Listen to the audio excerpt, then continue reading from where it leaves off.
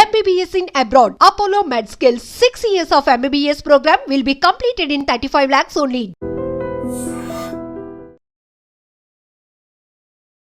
Namaste, welcome to I Dream Inside Politics with Kavita.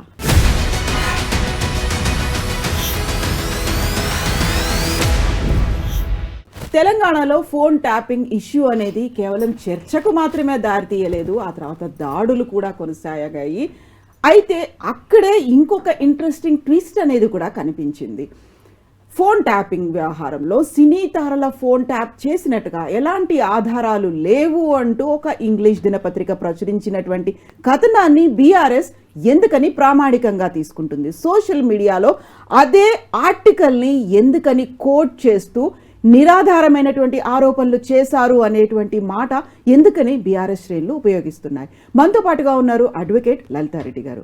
లలిత గారు నమస్కారం అండి. సో ఇక్కడే ఒక చిన్న నాకు టిపికల్గా ఉండేటువంటి అది కాంట్రాస్ట్ అనేది కనిపిస్తుంది. మీరు ఎవరి మీద అయితే దాడులు చేశారో వాళ్ళు కూడా ఒక ప్రచురణ చేశారు, పబ్లిష్ చేశారు. వాళ్ళు దానికి ఎలాంటి ఆధారాలు ఉన్నాయి అనే మాట అన్న మీరే పత్రిక ప్రచురించినటువంటి ఆర్టికల్ని ఏ ఆధారాలు, ఎలా ప్రమాణాలతో మీరు దాన్ని కరెక్టే అనే మాట చెప్తున్నారు? అసలు ఫస్ట్ ఆఫ్ ఆల్ ఏదైతే మీరు ఫస్ట్ అన్నారో దాడి అనేది దాడి కాదు, ఇట్ వాస్ నిరసన.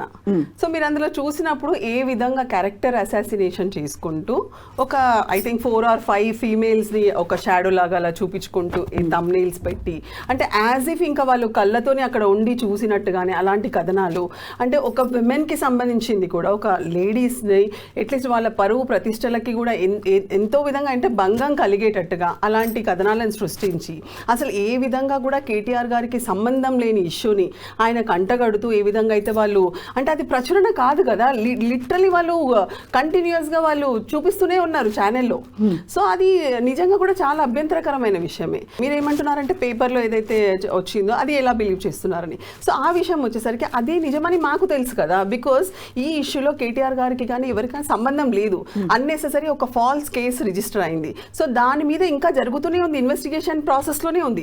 అంటే ఇన్వెస్టిగేషన్ ప్రాసెస్లో ఉన్నప్పుడు ఎక్కడ మీకు కంప్లైంట్లో కానీ ఎఫ్ఐఆర్లో కానీ ఆర్ ఇప్పటి వరకు ఏదైతే ఇన్వెస్టిగేషన్ జరుగుతుందో అందులో అయినా కూడా ఇలాంటివి ఏమన్నా తెలిసాయని కానీ పోలీస్ నుంచి అఫీషియల్గా మనకి ఎలాంటి ప్రెస్ నోట్ రిలీజ్ అవ్వలేదు ఆర్ వచ్చాయనేది కూడా ఇప్పటివరకు ఏ రిపోర్ట్లో కూడా రాలేదు. రానప్పుడు ఈ పర్టికులర్ ఈ ఛానల్కి అసలు ఆ విధంగా ఎలా రైట్ ఉంది, అసలు ఆ విధంగా ఎలా చేస్తారు? సో ఇక్కడ ఏం జరిగిందంటే ఈ పత్రిక వరకు వచ్చేసరికి ఆ పత్రికని ఇప్పుడు క్రైమ్ రిపోర్టర్ ఉన్నారు కదా, సో ఆయన పోలీసు వ్యక్తులను ఎవరైతే హయ్యర్ అఫీషియల్ ఉన్నారో అఫీషియల్తో మాట్లాడినప్పుడు ఇందులో ఏ విధంగా కూడా సీనియర్ యాక్టర్స్కి సంబంధించిన నంబర్స్ ఏమీ లేవని ఆయన ఒక మాట అనడం జరిగింది. సో ఆ విషయాన్నే తీసుకుంటూ అందులో వచ్చారు. So naturally we know very well that nothing happened in fact. So అలా అసలు ఆ పర్టికులర్లీ ఆ ఫోన్ ట్యాపింగ్కి సంబంధించి అసలు ఏ విధంగా కూడా కేటీఆర్ గారికి సంబంధం లేదు. So that is the reason why when fact వచ్చిందో ముందుకి మేము వీఆర్ జస్ట్ సపోర్ట్ చేస్తాం కదా, because that is our version, అంతే కదా. ఇప్పుడు మనమే తీసుకుందాం, యాక్చువల్గా ఏం జరుగుతుంది అనేది ఏదైనా ఇష్యూలో మీకు ఒక ఐడియా ఉంటుంది. సో అది మీరు ఆ ఐడియాని అంటే దాటి మీ మీద ఏదైనా అలిగేషన్స్ వస్తే నిజమేందనేది మీ మనసుకి తెలుసు. ఎప్పుడైతే ఇంకొక పర్సన్ ఆ నిజాన్ని నిజంగా సపోర్ట్ చేస్తూ ముందుకు వచ్చినప్పుడు న్యాచురల్లీ మీరు సపోర్ట్ చేస్తారు, because you know actually what happened అనేది. సో ఎప్పుడైతే మీ నిజాల గురించి ప్రచురించినప్పుడు న్యాచురల్లీ మీరు సపోర్ట్ చేస్తారు. సో అదే జరుగుతుంది. ఇది ఇక్కడ మటుకు ఆ ఛానల్ వచ్చేసరికి ఎంత అన్యాయంగా అసలు వాళ్ళకి ఏం రైట్ ఉంది? ఆ విధంగా వాళ్ళు ఎలా టెలికాస్ట్ చేస్తారు చెప్పండి? మహిళలను ఎలా తీసుకొస్తారు? ఇప్పుడు కేటీఆర్ గారిని అన్నెసెసరీ క్యారెక్టర్ అసాసినేషన్ చేయాలనే ఉద్దేశంతో వాళ్ళు ఎన్నుకున్నది ఎవరిని? మహిళలని. ఆ మహిళలని టార్గెట్ చేసుకుంటూ అంటే మహిళలకి ఉన్న గౌరవ ప్రతిష్టలను ఎలా దెబ్బతీస్తారు అసలు వాళ్ళు చెప్పండి? ఇక్కడే మీరు చెప్పిన దాంట్లోనే ఇంకొక మాట, ఆధారాలు ఏమున్నాయి మీ దగ్గర, ఫోన్ నెంబర్స్ ఏమున్నాయి, అఫీషియల్గా అధికారికంగా ఏమీ రాకముందే మీరు వాటిని ఎలా కంటిన్యూస్గా ఛానల్లో అన్నారు. ఇక్కడ కూడా ఆధారాలు అనేవి లేవు. అక్కడ అఫీషియల్గా ప్రకటన రాలేదు, ఆ అధికారి ఎవరు చెప్పాడు అనేటువంటి వివరాలు కూడా లేదు. And still it is on, investigation is on, కొనసాగుతూనే ఉంది. ప్రభాకర్ రావు గారి మీద ఇప్పటికీ కూడా విచారణ అనేది కంటిన్యూ అవుతున్న టైంలో ఇది కరెక్ట్ అనే మాట మీరు ఎలా దట్స్ నమ్ముతున్నారు? వాట్ మీకు ఇప్పుడు చెప్పిన ఎగ్జాంపుల్ అదే కదా. బికాస్ అక్కడ ఏం జరిగింది, నేను తప్పు చేశానా లేదా అని నాకు తెలుసు, మా లీడర్ మా నాయకుడు తప్పు చేశారా లేదా అని మాకు తెలుసు. సో న్యాచురలీ అదే వచ్చింది అని ఒక వార్త వచ్చినప్పుడు మేము సపోర్ట్ చేస్తాం కదా. ఇప్పుడు నిజంగా కూడా మీరు ఇవన్నీ పక్కన పెట్టేసేయండి. ఇప్పుడు ఛానల్ ఏం ప్రచురించింది, హిందూ ఇప్పుడు పత్రిక ఏం ప్రచురించింది పక్కన పెట్టేస్తే, నిజంగా కూడా ఈ రోజు వరకు ఏమన్నా ఈ కరెక్ట్గా ఈ విధంగా జరిగింది, కేటీఆర్ గారు ఈ విధంగా చేశారు అని ఏ పోలీస్ వాళ్ళన్నా ప్రెస్ మీట్లో చెప్పారా? ఏదైనా కోర్టు ఉత్తర్వులు ఉన్నాయా? ఏమున్నాయి చెప్పండి. కోర్టు నుంచి ఎలాంటి కన్ఫర్మేషన్ లేదు, పోలీస్ డిపార్ట్మెంట్ నుంచి ఎలాంటి కన్ఫర్మేషన్ లేదు. లేకుండా ఇలా తప్పుడు వార్తలు ఎలా ఇచ్చేస్తారు? సో న్యాచురలీ అది ఎప్పుడైతే ఆ మూమెంట్ జరుగుతున్న టైంలో ఈ పత్రిక అంటే ఇంటర్వ్యూన్ అయ్యి సమ్ ఇంటర్వ్యూ కండక్ట్ చేసి ఆ విధంగా వచ్చిందని వాళ్ళు చెప్తున్నారు. Irrespective of anything we know that fact very well that nothing has ever happened like that. So అప్పుడు naturally we will support that కదా. అప్పుడు అలా పోలీసులతో మాట్లాడి వాళ్ళు ఇచ్చేటువంటి ఇన్ఫర్మేషన్ ని మనం కలెక్ట్ చేయొచ్చు అంటారా? యూజువల్గా అయితే చేయకూడదు. ఏదైనా కూడా మిస్ఇన్ఫర్మేషన్ కానీ ఫాల్స్ ఇన్ఫర్మేషన్ స్ప్రెడ్ చేయడానికి రైట్ లేదు. పత్రికలకు కూడా మీకు అంటే ఒక అప్ టు వన్ ఎక్స్టెంట్, పత్రిక అయినా కానివ్వండి, మీడియా ఛానల్స్కి అయినా కానివ్వండి, వాళ్ళు ఒక బౌండరీ హద్దులు దాటకూడదు. సో ఆ హద్దుల్లోనే ఉండాలి. కానీ అలా జరగట్లేదు కదా, మీరు చూస్తూనే ఉన్నారు. ఏ విధంగా అసలు ఒక సినిమా అంటే ఓ డైరెక్టర్ నిర్మాత ఫిలిం ప్రొడ్యూస్ చేసి రిలీజ్ చేయడం కంటే కూడా అసలు టీవీ ఛానల్స్, అది కూడా జర్నలిజం పేరుతోటి ఏ విధంగా అయితే మీడియా ఛానల్స్ ముందుకు పోతున్నాయో, సో అసలు అవన్నీ చేయకూడదు. వాళ్ళకి కూడా మీకు తెలుసు చాలా అంటే I think rules and regulations ఉన్నాయి. You're not suppose to like beyond అట్లా వెళ్ళకూడదు, కానీ జరుగుతుంది. నిజంగా తప్పు జరిగిందా లేదా? మా దగ్గర ఆధారాలు ఉన్నాయి, మా దగ్గర ఆధారాలు ఉన్నాయి, రెండు వర్షన్స్ అలాగే ఉన్నాయి. ఏం తప్పు జరగలేదు అనేది మాకు తెలుసు అనేది. ఎస్, తప్పు జరిగింది, ఫోన్ ట్యాపింగ్ అనేది అయింది, ఏవేవి ఆధారాలు ఉన్నాయో మా దగ్గర ఉన్నాయనేటువంటి వర్షన్ కూడా అదర్ సైడ్ నుంచి వినిపిస్తోంది కదా.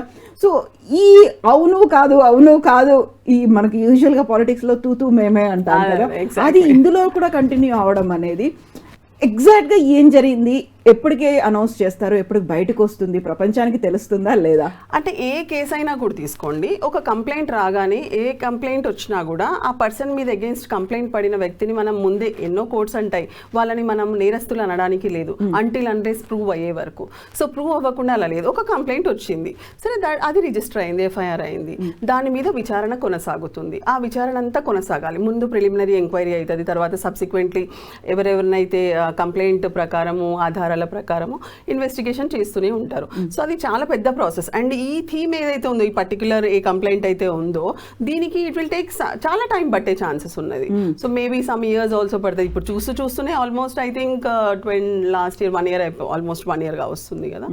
So it my take some more time because they have to ఒక పర్టికులర్లీ ఇలాంటిది వచ్చినప్పుడు చాలా డెప్త్ ఉన్న కేసు ఇది యాక్చువల్గా.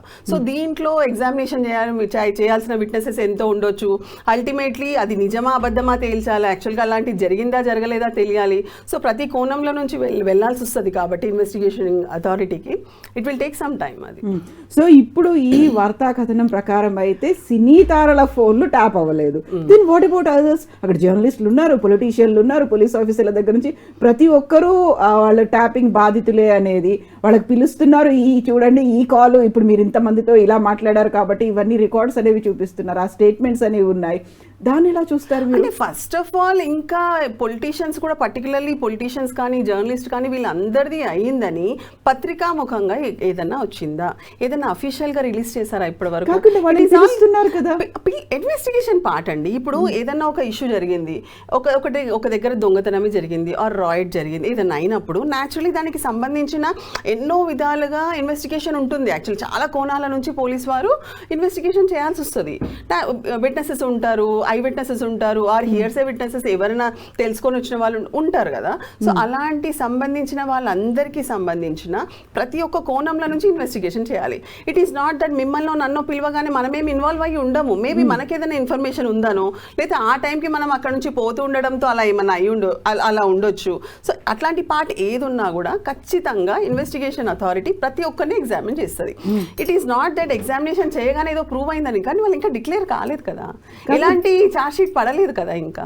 వేల సంఖ్యలో రికార్డ్స్ అనేవి ఉన్నాయి అనేది జర్నలిస్టులు వెళ్తున్నారు, అపోజిషన్ లీడర్లు వెళ్తున్నారు. ఎస్, మా ఫోన్ కూడా ట్యాప్ అయింది, నాదే కాదు మా ఇంట్లో పని వాళ్ళది, గన్మెన్లది, డ్రైవర్లది, సెక్యూరిటీ గార్డ్ దగ్గర నుంచి కూడా ఫోన్లు ట్యాప్ అయ్యాయి, వందల సంఖ్యలో ఫోన్లు ట్యాప్ అయ్యాయి. అంటే రియల్ గా అంటే మీరు I don't think so, I never heard అంటే పనులది వాళ్ళది అట్లా అయిందని అయితే నేనైతే వార్తలు ఏం వినలేదు.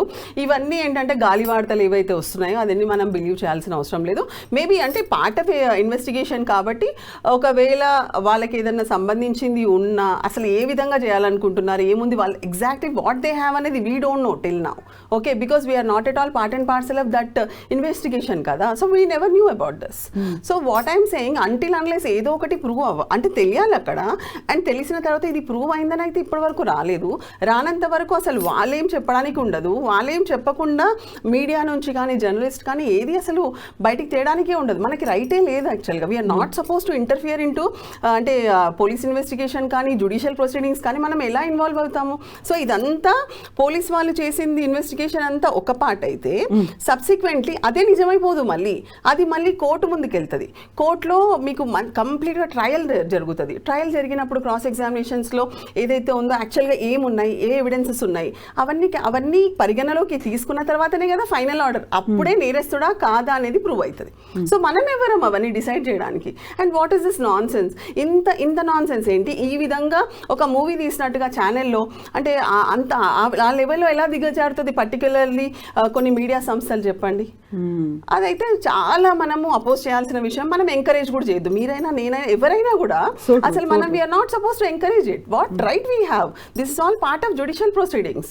In what way we're related in that అండి. సో ఇప్పుడు ఎవరైతే విచారణకు వెళ్ళి వస్తున్నారో నాట్ ఓన్లీ పొలిటీషియన్స్ కావచ్చు, జర్నలిస్టులు, మిగతా వాళ్ళందరితో పాటుగా పర్టికులర్గా ఎలక్షన్స్ టైంలో చేసేటువంటి సర్వేలు అది కూడా మాట్లాడారు, పిలిచారు అనే దాంతో పాటుగా మేము ఏం మాట్లాడుకున్నామో అవన్నీ రికార్డ్స్ కూడా ఉన్నాయి. సో ఎన్నికల్లో గెలుస్తున్నారా లేదా, ఉప ఎన్నిక ఎవరికి పోతోంది అనే మాటలు కూడా గవర్నమెంట్ తెలుసుకుంది, దానికి అందరినీ పోలీసుల్ని వాడుకున్నారు అనే మాట.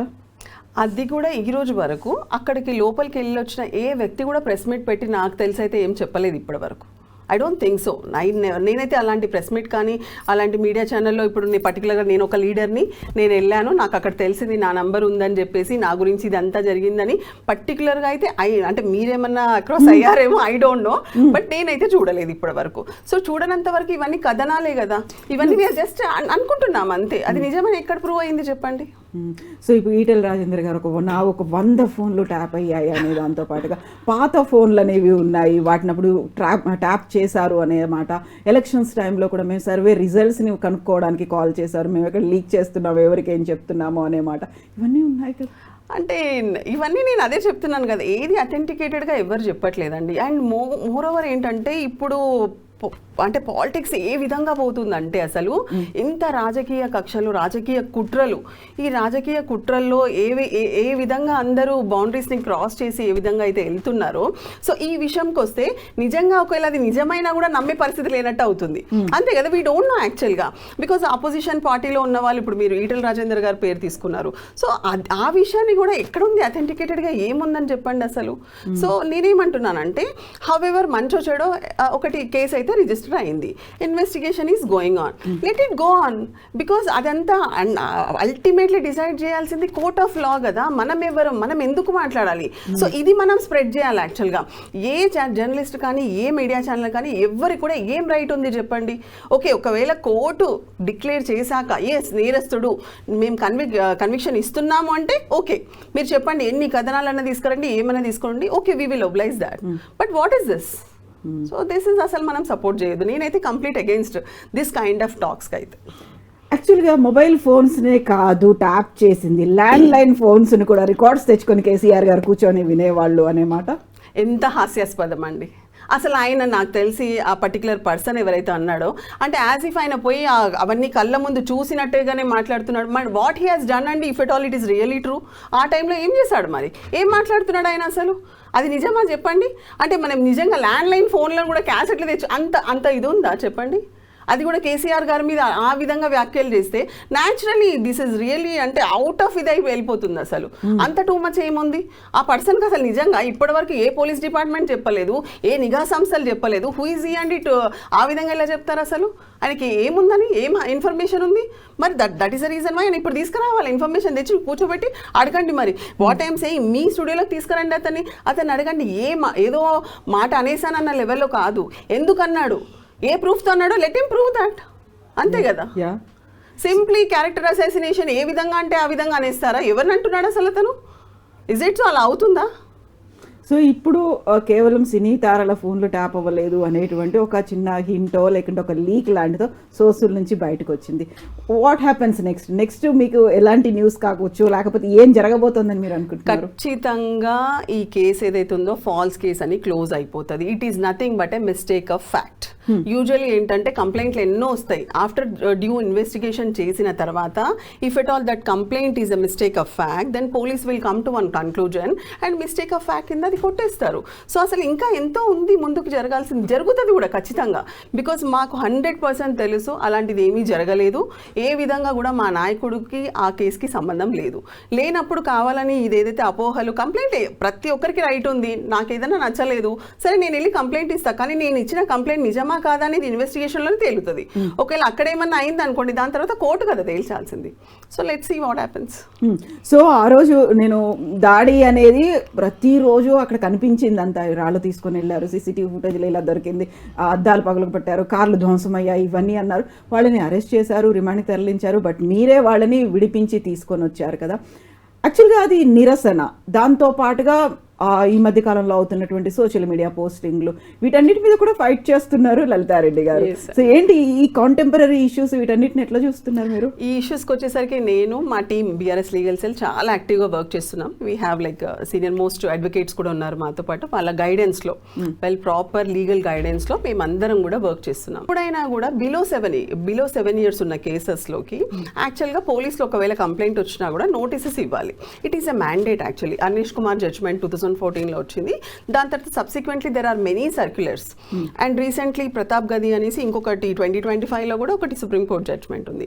సో ఇవన్నీ కూడా పరిగణలోకి తీసుకొని యాక్చువల్గా ఏం చేయాలంటే, ఇది సోషల్ మీడియా ఇప్పుడు ప్రతి ఒక్కరికి మీరు అన్నట్టుగా మాట్లాడే హక్కు ఉంది.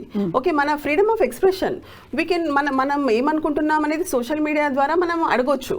సో ఇక్కడ కూడా ఏం జరుగుతుందంటే, ఎప్పుడైతే సోషల్ మీడియాలో సో అది పెట్టగానే లిటరలీ ఎన్ని కేసెస్ ఇప్పటి వరకు 100 కొద్ది కేసెస్ రిజిస్టర్ అయిపోయినాయి.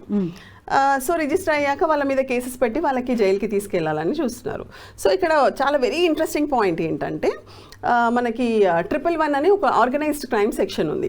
ఇప్పుడు సోషల్ మీడియా సెక్షన్స్ అనేసరికి ఏమవుతుందంటే అన్ని బిలో 7 years నోటీసులు ఇచ్చేయాల్సి వస్తుంది. లేకపోతే జడ్జెస్ ఏం చేస్తున్నారు, రిమాండ్ యాక్సెప్ట్ చేసి బెయిల్ ఇస్తున్నారు. సో అలా జరగొద్దు అనడానికి ఏం చేయాలి, ఏ విధంగా అంటే లాని ఏ విధంగా అంటే వాళ్ళ ఇష్టం వచ్చిన విధంగా వాళ్ళు తిప్పుకొని ఒక 111 సెక్షన్ ఉంటుంది. సో అది ఆర్గనైజ్డ్ క్రైమ్ అనమాట. సో దాన్ని ఫస్ట్ మా ఒక సోషల్ మీడియా ఎవరైతే ఉన్నారో తన మీద పెట్టారు. సో తన ఏదైతే గవర్నమెంట్ చేస్తుందో ఆ ఇష్యూని ఇలా కాదు, ఏ విధంగా మీరు ఏమంటారు మనది ఇలా చేంజెస్ చేయకూడదు, are you have to do like this అని ఒకటి పెట్టినందుకు అతని మీద 111 సెక్షన్ పెట్టారు. సో అది ఎప్పుడైతే మేము కోర్టుకు వచ్చినప్పుడు మేము చాలా చక్కగా అసలు 111 సెక్షన్ ఏంటి, ఆర్గనైజ్డ్ క్రైమ్కి అసలు ఈ సోషల్ మీడియాకి సంబంధమే ఉండదు, దాంట్లో ఫైనాన్షియల్ బెనిఫిట్ ఉంటేనే వాట్ ఎవర్ ఆ section particular there are many things అనమాట. సో ఆ 111 సెక్షన్ని ఫస్ట్ ఒకసారి హైదరాబాద్లో పెడితే మేము రిజెక్ట్ చేయించాము. ఒక జర్నలిస్ట్, మహిళా జర్నలిస్ట్, రిపోర్టర్ కూడా అరెస్ట్ అయ్యారు, మీకు తెలుసు, చాలా ఇష్యూ అయింది. ఆ కేసులో కూడా వాళ్ళ మీద కూడా మహిళా జర్నలిస్ట్ మీద కూడా ఆర్గనైజ్డ్ క్రైమ్ సెక్షన్ పెట్టారు. సో ఎప్పుడైతే మేము జడ్జి గారికి మొత్తం ఈ సైటేషన్స్ అవన్నీ సబ్మిట్ చేసి ఆర్గ్యుమెంట్ వినిపించాము, అప్పుడు తను ఆ సెక్షన్ని తీసేశారు అందులో నుంచి. సో అది అయిపోయింది. అప్పుడే పోలీస్ వాళ్ళకి తెలుసు. మీరు చూస్తే అసలు ఆ టైంలో కూడా దగ్గర 40 మంది పోలీసులు పోయి ఒక మహిళా జర్నలిస్ట్ని వాళ్ళ ఇంటి నుంచి పట్టుకొస్తారు. యాక్చువల్గా పోస్టింగ్స్ అంటే ఓకే అండి, సోషల్ మీడియాలో దే కెన్ ఎక్స్ప్రెస్ వాళ్ళ వ్యూస్ను, అభిప్రాయాలను, వీటన్నిటిని వ్యక్తం చేసుకోవచ్చు. కాకుంటే భాషను ఏదైతే వాడుతున్నారో చాలా అభ్యంతరకరంగా ఉంటుంది, చాలా డిమీనింగ్గా ఉంటుంది అనేది. మామూలుగా మనం రెగ్యులర్గా ఇలా కూర్చొని మాట్లాడుకోలేని భాషను కూడా ఉపయోగిస్తున్నారు, అలాంటి వీడియోల్ని కూడా పబ్లిష్ చేస్తున్నారు, ఇవన్నీ వస్తున్నాయి కదా. దాన్ని అయితే మనం సపోర్ట్ చేయలేము of course we will not support. అదే విధంగా మరి రాష్ట్రానికి ఒక చాలా ఇంపార్టెంట్ వ్యక్తి ఎవరైతే ఉన్నారో మరి తన లాంగ్వేజ్ ఎలా ఉంది అంటే ఇంట్లో ఎలా ఉంటుందంటే ఒక తండ్రి లాంగ్వేజ్ ఎలా ఉంటే పిల్లల లాంగ్వేజ్ అలాగే ఉంటుంది naturally. So who has started this exactly? మీరు ఇంతకు ముందు చూసినప్పుడు మన దగ్గర అసలు ఈ 15 months ముందు అలాంటిది ఏమీ లేదు. మీరు ప్రతి సభలో మీరు స్కూల్ ప్రోగ్రామ్స్కి వెళ్ళినా కాలేజ్ పిల్లల దగ్గరికి వెళ్ళినా ఎక్కడికి వెళ్ళినా కూడా ఏ లాంగ్వేజ్లో జరుగుతుందో ఆ లాంగ్వేజ్ని చూసి అలాంటి పర్సన్స్కి మరి అదే లాంగ్వేజ్ అనేసి పబ్లిక్ ఆ విధంగా రియాక్ట్ అయ్యారు. బికాస్ మీరు చెప్పిన ఈ లాంగ్వేజ్ ఏదైతే ఎప్పుడు యూటిలైజ్ అయింది అంటే ఎప్పుడైతే రైతులు గోసపడ్డారో, లగచర్ల ఇష్యూని తీసుకోండి, ఆర్ మీరు మూసీ ఇష్యూ తీసుకోండి, హైడ్రా ఇష్యూ తీసుకోండి, అంటే వాళ్ళకి పబ్లిక్ ఫ్రస్ట్రేషన్ లెవెల్. బికాస్ వాళ్ళ లైఫ్ టైం ఎర్నింగ్ కదా. నేను ఈ లైఫ్ టైం ఎర్న్ చేసి నేను ఇల్లు కట్టుకుంటే రాత్రికి రాత్రి వచ్చి కూల కొడితే నా పరిస్థితి ఏంటి? సో ఆ విధంగా ఎంతోమంది సఫర్ అయ్యారు. So that was their pain. Okay, ఆ పెయిన్ని వాళ్ళ లాంగ్వేజ్ని వాళ్ళు ఆ విధంగా తీసుకొచ్చారు. హౌఎవర్ దానికి కూడా మీడియాలో అంటే క్లిప్పింగ్ దాన్ని సౌండ్ మ్యూట్ చేయాలి, సో అలాంటివన్నీ ఉన్నాయి, చాలామంది ఫాలో కాలేదు. Okay, we will not support. Cases book చేయండి, నో ప్రాబ్లం. కానీ ప్రతిదీ కోర్టు కదా నిర్ణయించాల్సింది. మీరు కేసు బుక్ చేయగానే ఏదో పనిష్మెంట్ ఇచ్చేద్దామని తీసుకుపోయి కింద కూర్చోబెట్టి లిటరల్లీ కింద కూర్చోబెట్టేస్తారు. ఇప్పుడు మనం సరే పబ్లిక్ ఇలా మాట్లాడుతున్నారంటే పబ్లిక్ ఎందుకు మాట్లాడుతున్నారు? ఎవరు నేర్పించారు ఈ లాంగ్వేజ్? మరి తను కరెక్ట్గా మాట్లాడుతుంటే నిజంగా ఎవ్వరు కూడా ఇప్పుడు మనం రెస్పెక్ట్గా మీరు అని మనం మాట్లాడుకున్నంత వరకు మనం అంతే కదండి. మీరు మర్యాద ఇస్తే నేను మర్యాద ఇస్తాను, మన అవతలోడు మనం ఇది రాయేస్తే మనం ఇంకా పెద్ద రాయేస్తాం కదా. సో అదే అంతే. సో మీ మీద బోల్డంత రెస్పాన్సిబిలిటీ ఉన్నట్టుంది. ఈ సోషల్ మీడియాతో పాటుగా మిగతా పోస్టింగ్స్ కావచ్చు, వాళ్ళందరినీ ప్రొటెక్ట్ చేసుకోవడం, ఒక ఫైట్ చేయడం అనేది, how you are getting that energy? అంటే రియలీ అంటే ఇట్స్ లైక్ చాలా అడ్వెంచరస్గా ఉంది ఫైట్. అంటే ఒక ఉద్యమ కాలంలో మనం ఏదైతే అప్పుడు ఉద్యమం చేసిన రోజులన్నీ గుర్తొస్తున్నాయి. 24/7 అసలు మీ బ్రేక్ అనేది లేదా? You are not taking any rest? Of course. అంటే సమ్ టైమ్స్ అయితే ఈ మధ్యలో అయితే సెల్ ఫోన్ లిటరలీ చాలా దగ్గర ఇట్లా పక్కనే పెట్టుకొని నైట్ కూడా ఉండాల్సి వస్తుంది. అంటే భయము ఏ టైంలో మిడ్ నైట్ యూజువల్లీ ఏంటంటే ఎవ్రీ సాటర్డే సండే వీకెండ్స్లో ఆర్ మిడ్ నైట్ అట్లా వెళ్ళి అరెస్టులు జరుగుతున్నాయి. విచ్ ఇస్ అవసరం లేదు, అంత ప్రెషర్ పెట్టాల్సిన అవసరం లేదు. పాపం పోలీసు వాళ్ళు వాళ్ళ ఫ్యామిలీలను వదులుకొని వాళ్ళు కూడా మొత్తం వర్క్స్ అని వదిలేసి కోర్టు చుట్టూ తిరగాల్సి వస్తుంది. యాక్టివిటీ కంటిన్యూ చేస్తారు, ఇంతే యాక్టివ్గా కూడా ఉంటారు. ఆఫ్ కోర్స్, ఖచ్చితంగా అండి. Thank you so much Lalitha గారు. Best wishes to you. Thank you అండి. Thanks a lot. నిజంగా ప్రస్తుతం ఉన్నటువంటి సమాజం దేనికి ప్రయారిటీ ఇస్తుంది? ఆర్థిక సంబంధాల చుట్టూ మాత్రమే తిరుగుతుంది. మళ్ళీ ఎన్నికలంగానే చాలా విరక్తి కలుగుతాను. మంచి అనిపిస్తుంది కదా, లేడీస్ కూడా ఛాలెంజింగ్ జాబ్స్ చేసినప్పుడు చాలా బాగుంటది. ట్రాఫిక్ అసిస్టెంట్స్ గా నియమించిన ట్రాన్స్జెండర్స్ అందరితో సాల్యూట్ చేయించుకుంటున్నారు. ఫుడ్ డెలివరీ ఇవ్వటానికి వెళ్ళినటువంటి డెలివరీ బాయ్ అనిల్ పై కళ్ళ ముందు